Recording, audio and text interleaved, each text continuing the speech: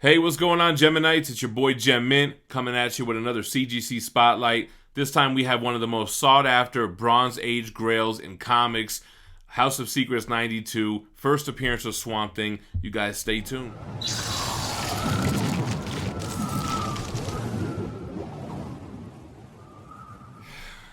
All right. So, July 1971, DC Comics, House of Secrets, issue 92.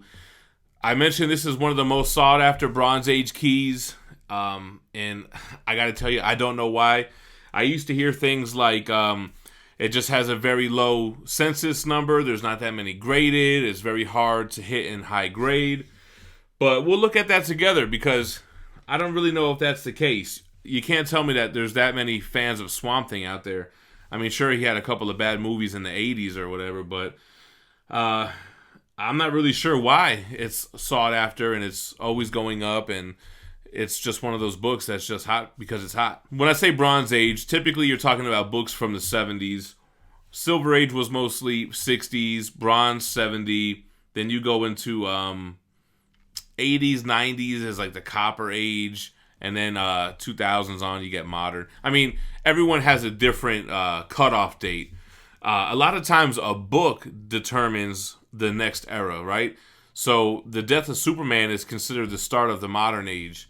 Green Lantern 76, where it's the first issue of the Green Lantern Green Arrow run, that's considered the start of the Bronze. Fantastic Four #1 is considered the start of the Silver Age. But anyway, I digress. House of Secrets 92. Gary Tone did the cover. Len Wein and Virgil North did the story. Then you have some art by Wrightson, Weiss, and D. Zuniga. Bernie Wrightson did the cover. There are a total of 1,946 issues of House of Secrets 92 that have been graded by CGC. 9.0, which is very fine / near mint. There have been 121 graded copies. 108 of them have been the Universal Blue Label unrestored. There haven't been any green label qualified, and there's been 3 signature series and 10 restored. So I guess it's a pretty low number, 2,000 copies, but I don't know. I feel like there are other keys that have as much graded. I don't want to compare it to Hulk 181 because we know that there's a lot of copies out there of that. But another Bronze Age book from 71. Let's search something to get an idea, because I'm really interested to know why. I hear low census numbers, and let's see if that rings true. All right, so from 1974, Amazing Spider-Man 129, another huge Bronze Age book, 10,000 graded copies. You know, kind of what I thought. There would be a lot. Let's look at Giant Size X-Men 1. This was from 1975. And the total number of graded copies are, much more. So, 7,600. Okay. All right, so maybe 2,000 is a pretty low census number.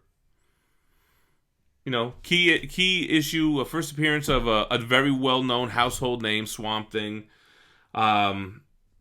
Looking at GPA, grade point analysis, where we track the sales of every CGC book from eBay, and I think maybe there were some other auction houses that they used to track, but I'm not really sure which ones now. But a 9.0, the last sale was in July, and the last sale was $38.50. The 12-month average is $35.97, so about $3,600, and that's based off 5 sales. So not really a lot of data to go by, right? There's only 120 copies in existence of a 9.0 anyway. So we look at 9.2. Last sale in October of 2018 was $45.72, with the 12-month average of $43.60. So you got to kind of look at surrounding grades when you're dealing with books with not that much data and not as recent of sales. So about a $4,000 book. You know, if I was selling it, be more towards that $4,500. If I was buying it, I'm trying to be more towards that $3,500. That's just kind of the name of the game, right? I'm not really too familiar with the House of Secrets run. You know, it sounds to me like it was one of those titles that just had different type of monster stories, and this one just happened to be about a Swamp Thing guy that ended up becoming an ongoing character in the DC universe. You know, I've read him more recently, and well, not recently, but compared to this book, but in like the Jeff Johns Brightest Day run, and he plays a major role in there. And I know he had a new 52 run. He's kind of just one of those fan favorite cult following characters. But like I said, this is one of the biggest Bronze Age keys in comics.